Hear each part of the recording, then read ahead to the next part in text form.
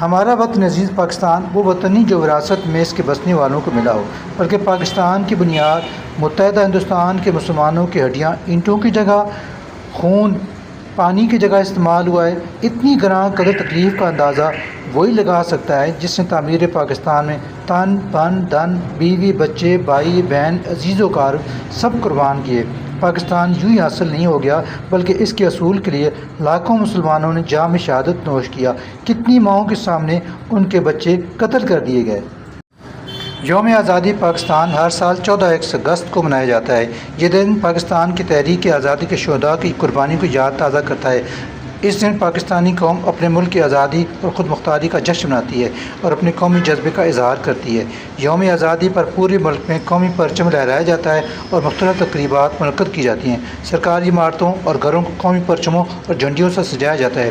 بچے قومی ترانے گاتے ہیں اور تقاریر کرتے ہیں۔ اس دن پاکستانی قوم اپنے شہداء کو خراج عقیدت پیش کرتی ہے اور ان کی قربانیوں کو یاد کرتی ہے۔ یوم آزادی ایک ایسا دن ہے جو پاکستانی قوم کو متحد کرتا ہے اور انہیں اپنے ملک سے محبت اور وفاداری کا احساس دلاتا ہے۔ یہ دن ہمیں اپنے قومی ہیروز کی قربانیوں کو یاد رکھنے اور ان کے راستے پر چلنے کی ترغیب دیتا ہے۔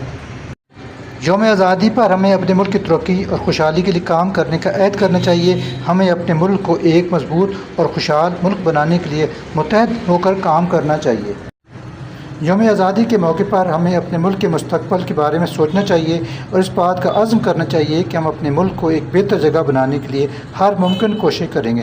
یوم آزادی ایک ایسا دن ہے جو پاکستانی قوم کو فخر اور خوشی کا احساس دلاتا ہے۔ یہ دن ہمیں اپنے ملک سے محبت اور وفاداری کا احساس دلاتا ہے۔ ہمیں اس دن کو جوش و جذبے سے منانا چاہیے اور اپنے ملک کی ترقی اور خوشحالی کے لیے کام کرنے کا عہد کرنا چاہیے۔